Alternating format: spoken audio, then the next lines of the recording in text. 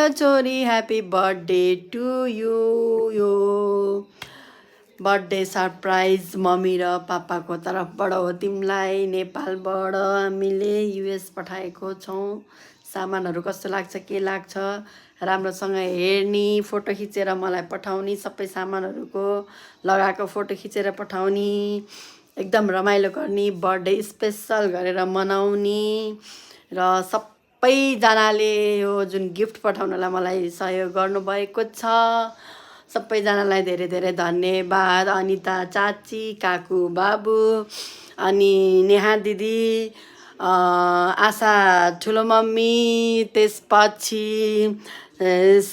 सरिसा, अनि कुसुम। Special thank कुसुम, सरिसा अनि अनितालाई हो विशेष यो सरप्राइज प्लान गर्ने ओर्ने सबैमा मलाई हेल्प गरेकोमा। त्यही भएर सबैजनालाई धेरै धेरै धन्यवाद छ।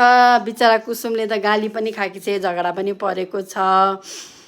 के गर्नु, यस्तै हो, साथीको लागि के गर्नुपर्छ है। त्यसै कारणले ह्याप्पी बर्थडे टु यु बेटा, मिस यु।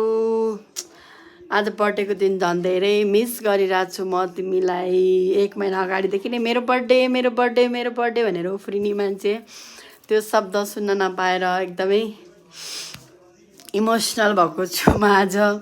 बर्थडेको दिन यो गिफ्ट पठाएर त्यही पनि मनमा अलिक शान्ति मिलाएको छ। जे पनि मेरो छोरीलाई मैले केही चिज पठाउन पाएँ भनेर खुसी लागेको छ।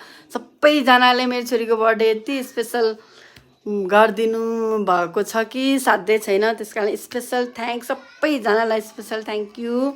ह्याप्पी बर्थडे टु यु मेरो बच्चा, miss you so much, I love you, miss you so so so so so so so so very very very very so much. हेरौँ अब कहिले हामीले बर्थडे साथमा मनाउन पाउँछौँ। I love you, miss you बच्चा।